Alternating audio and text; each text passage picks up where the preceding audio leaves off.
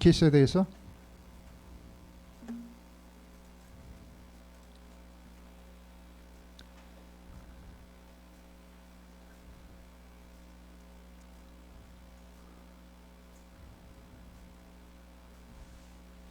좀 어렵죠?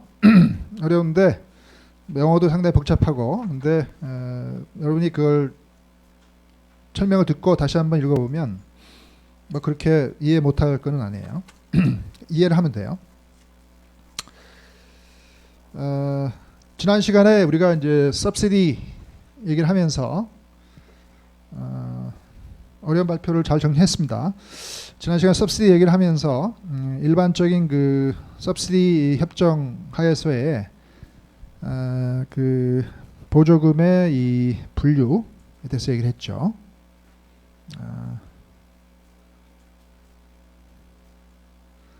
그래서 금지되는 그 보조금이 두 종류가 있고, 수출 실적 조건 보조금과 수입 대체 보조금 두 개가 금지되고, 금지되진 않더라도 adverse effect가 발생시키면서 보조금을 주는 경우에는 그 adverse effect를 당한 나라가 WTO에 이렇게 제소를 해서 그 adverse effect를 제거하도록 판결을 받을 수 있는 그러한 종류의 보조금을 우리가 actionable subsidy라고 했죠. 그러니까 금지 보조금은 그 보조금의 그 부여 형식을 보고 정부가 어떤 조건으로 그 보조금을 주느냐 하는 그 형식 자체를 보고 금지 보조금이라는 캐터고리를 만든 거고, 이 제소 가능 보조금이라는 actionable subsidy라는 거는 형식을 보지 않죠.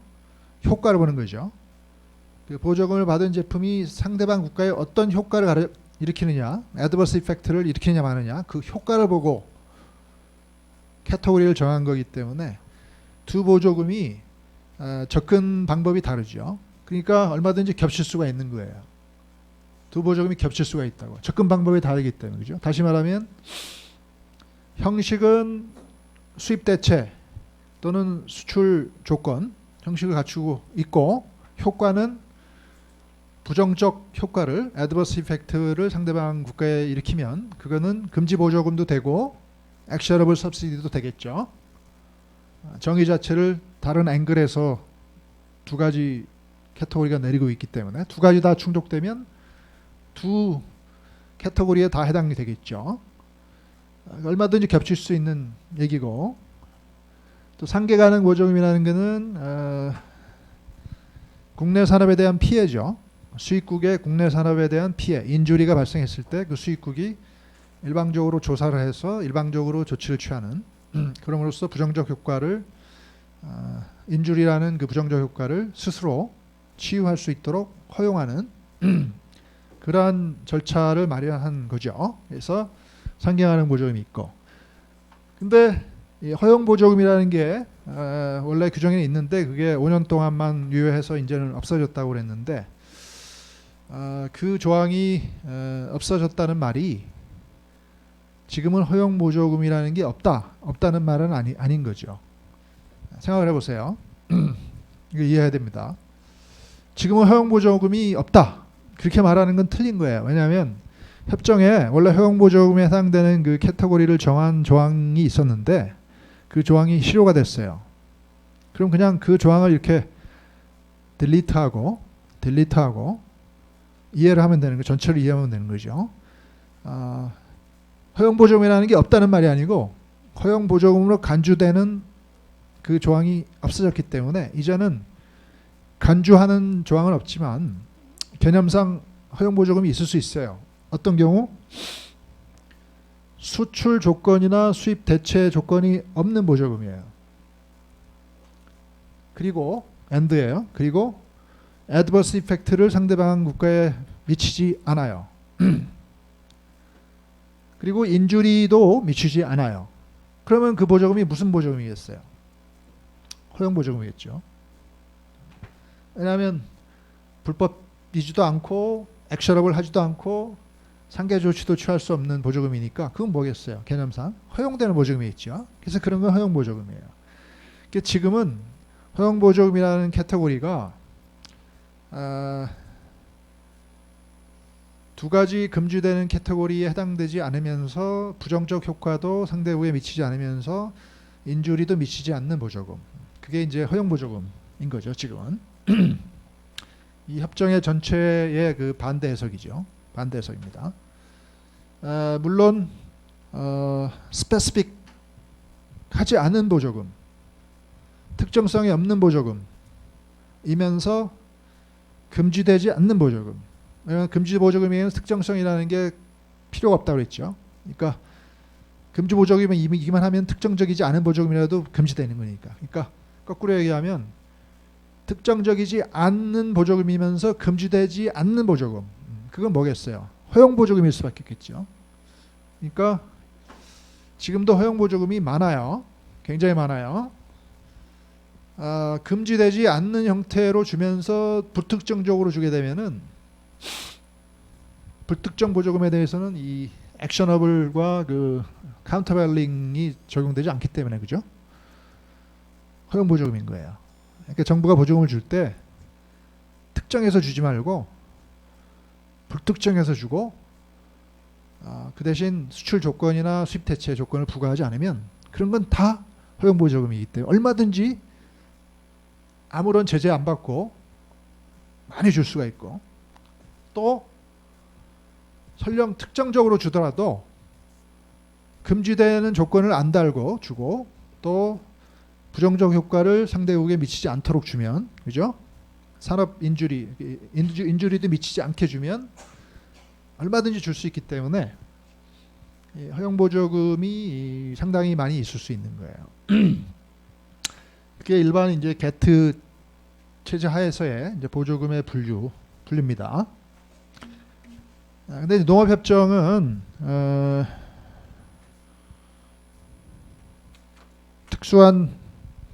특별한 이제 조항들을 만들어서 이 보조금 체제를 좀 더 복잡하게 하고 있죠. 여기 농업협정을 한번 이렇게 보면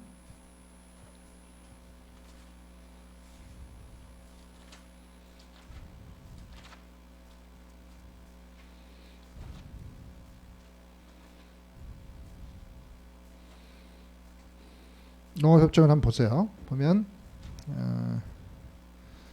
Part 5가 있죠. Part 5가 있어서 Article 9 Article 9이 나와요. 거기 보면 Export Subsidy Commitment 이렇게 돼 있죠. The following export subsidies are subject to reduction commitment under this agreement 이렇게 돼 있죠. 그래서 A, B, C, D, E, F 이렇게 있는데 A는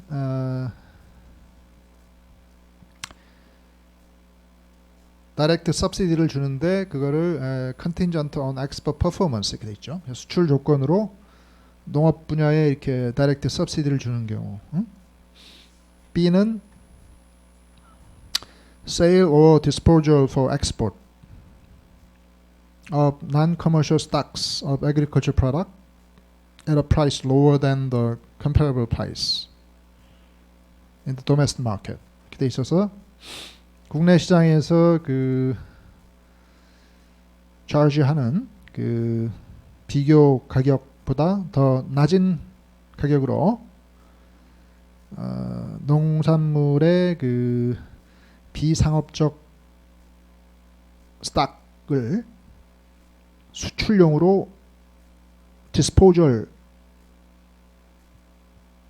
시키는 정부기관의 행위입니다. 그러니까 정부가 농산물을 뭐 여러 가지 용도로 이렇게 저장해 놓을 수 있죠.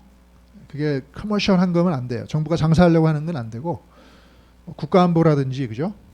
아니면 뭐 가격 안정이라든지 이걸 위해서 정부가 이렇게 농산물을 이제 저장해 놓고 있다가 저장 용량에 한계가 있잖아요. 그러면 이제 어느 정도 차면 또 어떻게 방출해야 되잖아. 근데 그거를 수출을 하는데 수출용으로 방출하는데 그게 그 해당 제품을 시장에서 팔면은 얼마만큼의 가격을 받을 수 있는데도 그걸 더 싸게 싸게 이제 수출용으로 이렇게 방출하게 되면 그게 뭐 수출 보조금하고 비슷한 효과가 발생하잖아요. 상대국 입장에서는 그죠? 피해를 많이 받겠죠. 그러니까 이제 그런 거를 정부기관에 의한 저가 수출 판매라고 할 수 있겠죠. 정부기관에 의한 저가 수출 판매. 그게 B고, C는 payment on the export of agricultural product that are financed by virtue of governmental action. 그다음에 쭉쭉쭉 나오는데 수출품에 대한 정부의 어떤 그 지불 행위입니다. 그런 것도 수출 보조금이죠. D. 뭐 reduce the cost of marketing export 뭐 이렇게 나오는데 뒤에 보면 cost of international transport and freight 이렇게 돼 있죠. 그래서 수출품을 마케팅하는 비용이라든지 수송 비용이라든지 이런 거를 정부가 이렇게 지불하는 행위. E. 국내 운임을 수출용 제품을 이렇게 실으려고 가는데 그 국내 운송을 해야 될 거 아니에요? 그거를 정부가 지원해 주는 거. F. 원료 농산물이 수출품에 포함될 때 그 포함되는 원료 농산물에 어떤 보조를 해주는 행위 이런 것도 결국은 수출을 장려하는 거에 해당되니까 일종의 이제 수출 보조금이라고 볼 수 있는 거죠. 그래서 이런 것들을 쭉 규정을 하고 있는데 여러분이 뭐 원론 수준에서 이런 걸 일일이 할 필요는 없고 알 필요 없습니다. 그래도 설명하는 이유는 전체 모양을 일단 알아야 돼요. 그래야지 이해를 할 수 있기 때문에 제가 대학원 수준에서만 설명하는 건데도 설명을 일부러 하는 건데 그러한 이제 캐터고리를 정해놨는데 그게 그 구조 1항의 그 헤드를 보면 샤프를 보면 the following export subsidies are subject to reduction commitment 이렇게 돼 있죠. 그러니까 다시 말하면 수출 보조금인데도 금지되지 않고 감축 의무가 적용된다 그 말이에요. 그러니까 일반 룰은 수출 보조금은 금지되잖아요, 그죠? 금지 보조금이잖아. 근데 농업협정에서는 금지되는 게 아니고 reduction commitment 감축하기만 하면 감축 의무에만 합치되기만 하면 금지되지 않고 그 감축 의무에만 따르게 되면 계속 유지할 수 있다는 거예요. 그래서 특칙이죠. 농업협정은 수출 보조금에 대해서 지정 수출 보조금에 대해서 그 A, B, C, D, E, F에 규정되어 있는 그 보조금에 대해서 감축 의무를 부과합니다.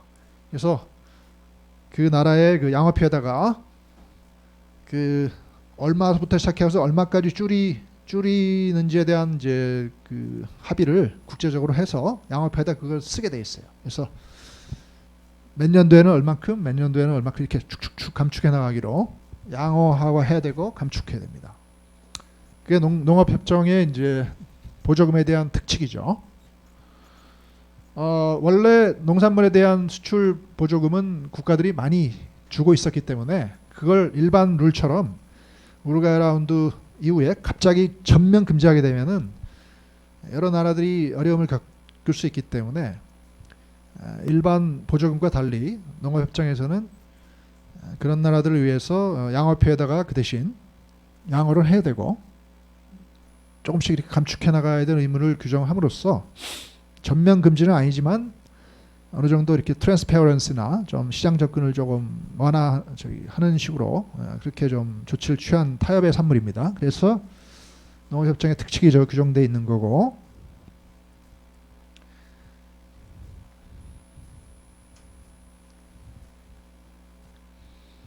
말이 나온 김에 구조 사항에 보면은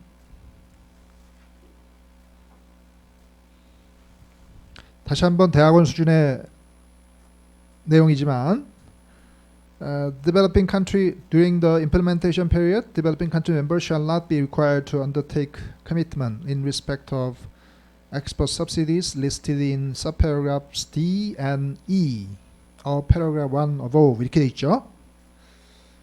그래서 이것도 특칙이 있어서 개도국의 경우에는 그 1항에서 규정되어 있는 여러 개 중에서 D와 E 주로 수출 마케팅이나 수송 비용을 정부가 지불해 주는 경우와 수출용 국내 수송을 위한 운임을 정부가 지불해주는 그 D와 E에 해당되는 경우는 그 양어 자체를 할 의무가 없다, 그렇게 규정하고 있죠. 그러니까 개도국의 경우에는 이거를 물류보조금이라고 그래요. 어떤 수출품을 이렇게 해외로 마케팅하려면은 돈이 많이 들잖아요. 그걸 정부가 대주고 뭐 국내 운임 같은 걸 대주고 이런 거 물류에 관련된 그 정부 보조는 심지어 양어 및 감축 의무로부터도 면제시키는 주는 거예요. 일정한 그 이행 기간 동안. 근데 그 이행 기간이라는 게 원래는 정해졌었는데 하도 개도국들이 난리쳐가지고 그게 계속 연장돼가지고 아직도 계속 연장되고 있어요. 이번 DDA에서 결판을 내려고 그랬는데 그게 쉽지가 않아가지고 계속 해석상 연장이 되고 있어요. 그래서 아직도 개도국은 계속 이 예외의 예외를 원용하면서 물류 보조금은 계속 지불할 수 있다고 그렇게 막 주장을 하고 있어요. 그래서 개도국은 심지어 그 물류 보조금에 해당되는 경우는 감축할 의무도 없어요. 양호할 의무도 없고, 그게 농업협정에 있는 수출 보조금에 대한 특칙이에요. 그래서 우리나라도 뭐 개도국이라고 아직도 주장을 하면 다른 나라들이 좀 비웃겠지만 뭐 주장 못할 건 아니니까 주장을 하면서 물류 보조금에 특례가 있다 그러면서 수출용 마케팅 비용이나 뭐 국내 운임에 관한 비용 이런 거는 정부가 대줄 수 있다. 뭐 그렇게도 주장을 해볼 수는 있어요.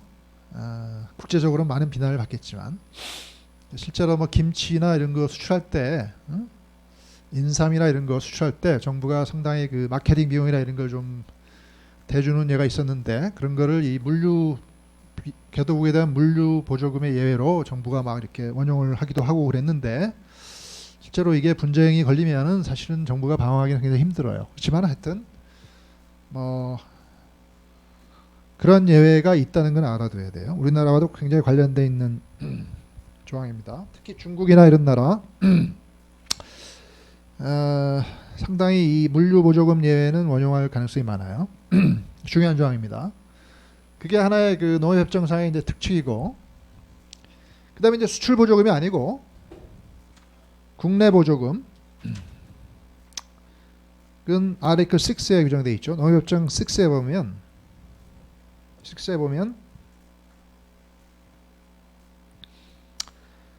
Domestic support reduction commitment of the member contained in Part 4 of the schedule shall apply to all. 뭐 이렇게 돼 있어서 그 수출 보조금이 아니에요. 이제 수출용 제품에 이렇게 부과되는 저희 보조금이 아니고 국내에서 판매되는 제품에 대해서 정부가 지원해 주는 거예요. 그런 경우를 이제 국내 보조금이라고 그러면서 특칙을 두면서 스케줄에다가 양업회에다 역시 그 감축 의무를 이렇게 규정하도록 그렇게 돼 있어요. 그래서 국내 보조의 경우 농업협정은 역시 양어 및 감축 의무를 부과합니다. 근데 우리 일반 그 보조금 룰에 의하면은 수출 보조금이 아닌 그 다른 그 수입 대체 보조금도 아닌 다른 보조금의 경우에는 무슨 감축하라 뭐 그런 의무가 없죠. 여기 없잖아요. 그냥 부정적 효과가 있으면은 뭐 제소할 수 있고, 상계 조치를 당하는 경우는 이제 인주리가 있고 그런 경우지. 일반적으로 그런 보조금들은 딱 양어를 하고 뭐 언제 어디부터 시작해가지고 얼마만큼 이렇게 감축하라 그런 의무가 없어요. 효과만 발생하지 않으면 얼마든지 제한 없이 줄 수 있어요.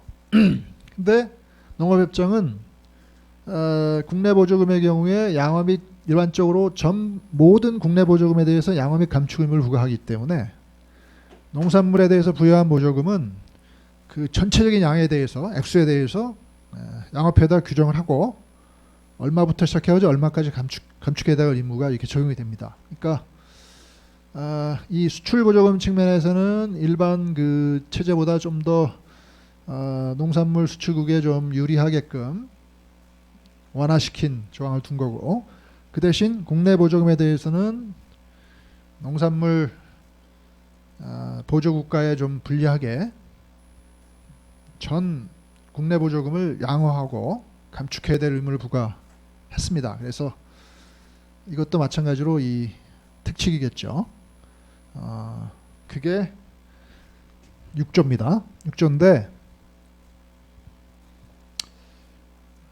다시 한번 대학원 강의인데 여러분이 뭐 그걸 알아야 또 전체적인 프레임을 잡을 수 있기 때문에 그런 감축 의무로부터 국내 보조금의 감축으로부터 제외가 되는 세 가지 캐테고리가 있어요.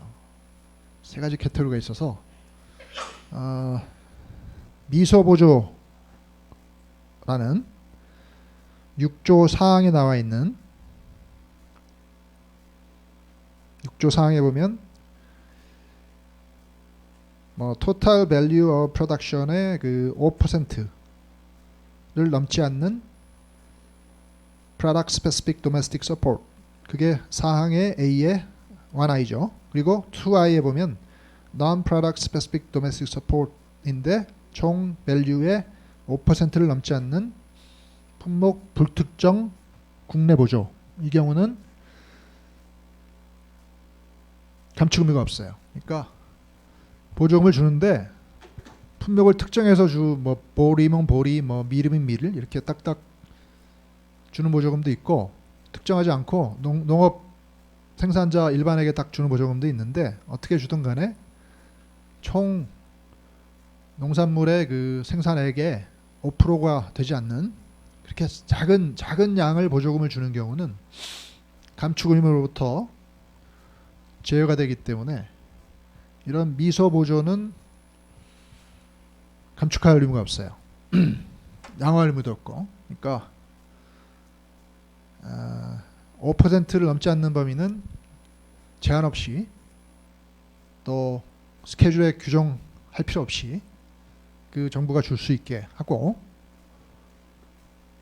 그 다음에 아티클 5에 보면 6.5에 보면 아티클 6의 paragraph 5에 보면 direct payment under production limiting program 이 경우에도 shall not be subject to commitment 이렇게 돼 있죠. 그래서 국내 생산량을 이렇게 제한하는 프로그램을 돌리면서 그 생산량을 제한하는 프로그램을 돌리기 위해서 지불하는 그 직접 지불 보조 그런 경우도 역시 감축 의무로부터 제외가 되기 때문에 농산물이 과잉 생산되는 게 문제라고 그랬죠. 그래서 그 농업인들한테 야 내년에는 올해 생산한 것보다 한 15%를 줄여. 그 대신 네가 손실 보는 그 비용을 정부가 돈으로 줄게. 그런 거예요. 그런 경우는 이 프로그램이 이렇게 국내 생산을 운영하기 위한 이제 다이렉트 페이먼트이기 때문에 그런 돈은 제한 없이 감축 의무가 적용되지 않으니까 지불할 수 있고,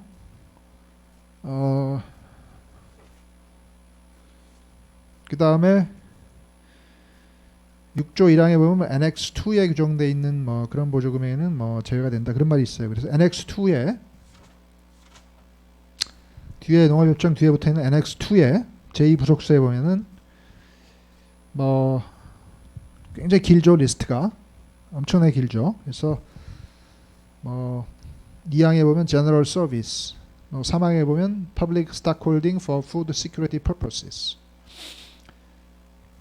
식량 안보 목적에 그 정부가 이렇게 스탁 해놓는 그 농산물을 유지하기 위한 보조.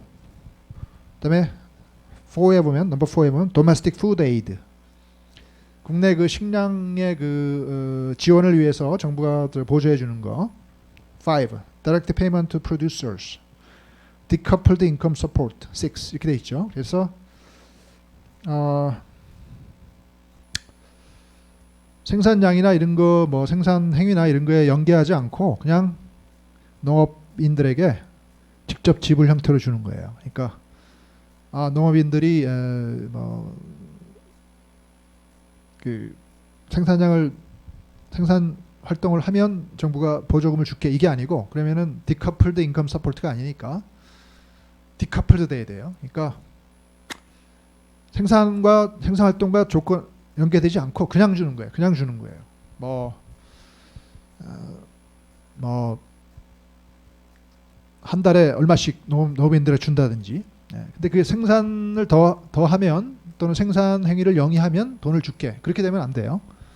그거는 생산을 장려하는 거기 때문에 문제를 더 복잡화시키기 때문에 그렇게 하지 않고 농업인들에게 그냥 돈을 주는 거예요. 아무 조건 없이. 그런 경우도 감축 의무가 적용되지 않도록 돼 있고 7. 인컴 세프티 넷 프로그램이라고 있죠. 농업인들의 어떤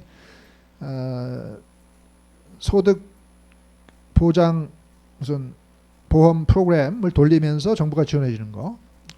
8. Payment for relief from natural disasters.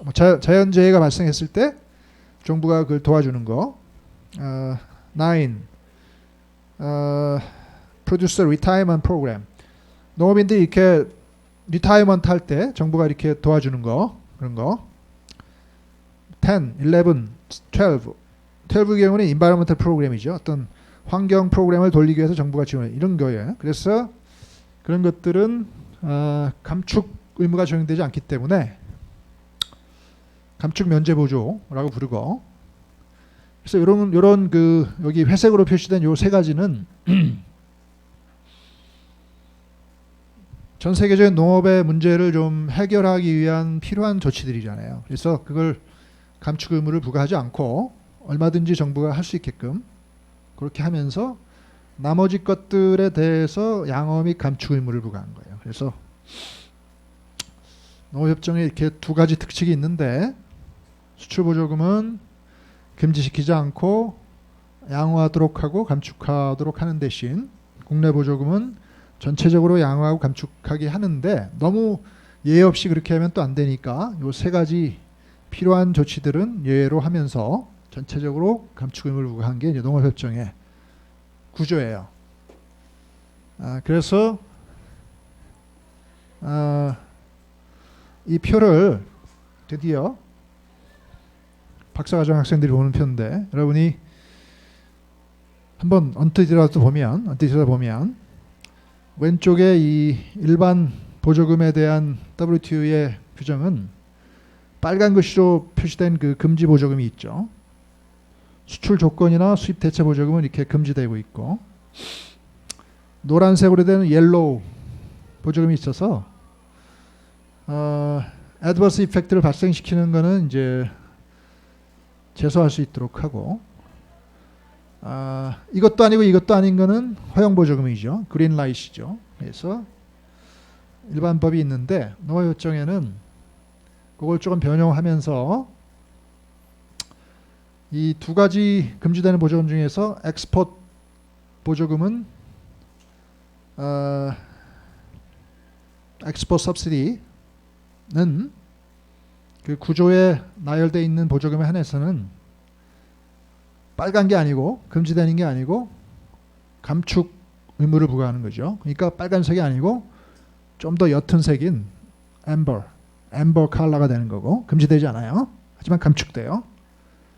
옐로보다는 짙죠. 왜냐하면 옐로는 단순히 제소할 수 있는 거에 불과한데 이거는 앰버는 조금 진한 색깔이라서 감축 의무가 적용되죠. 그러니까 좀 더 진한 색깔 하는 거예요. 근데 그거 말고 다른 금지되는 보조금은 역시 일반 법에 따르기 때문에 수입 대체 보조금이나 이런 거는 역시 금지돼요. 아무리 농산물에 준 거라도. 그래서 일반적으로 금지되는 것 중에서 일부분은 금지되는 게 아니고 감축되는 걸로 해결했고 일반법에 따른 그 액셔너블 서브시디일지라도 그게 농산물에 해당되는 경우에는 앰버 컬러가 있어서 단순히 제소할 수 있는데 그치는 게 아니고 감축을 해야 될 의무를 부과하기 때문에 색깔이 좀 더 진합니다. 앰버 컬러입니다. 감축해야 돼요. 하지만 네 가지 예외가 있어서 미소 보조라든지 국내 생산 제한 하에 프로그램 하에 돌리는 직접 지불이라든지 이런 거는 허용 보조금이기 때문에 감축할 의무가 없기 때문에 앰버 컬러가 아니고 이런 컬러로 표시했고 보조 NX2에 규정되어 있는 그 여러 그 리스트에 있는 보조금도 역시 앰버가 아니고 다른 컬러로 표시했어요. 그래서 이 두 가지 칼럼을 여러분이 보면서 보조금을 이제 이해하면 이렇게 복잡합니다. 조금 테크니컬해졌는데 얘기가 저걸 보면 그 보조금의 전체 모습을 여러분이 본 거예요. 그러니까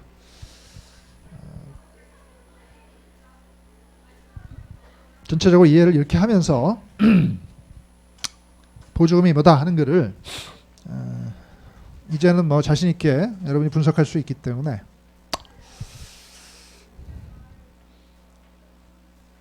그 국내 보조금을 이렇게 통보하고 뭐 이런 제도가 있는데 그거는 제가 오늘 바로 올린 그 자료가 있기 때문에 실제로 WTO에 그 우리나라가 과거에 이렇게 각종 보조금을 이렇게 통보한 감축 대상 보조금과 감축 대상이 아닌 보조금을 이렇게 통보한 그 표는 한번 집에서 읽어보고 다음 시간에 좀 더 제가 보충 설명하면서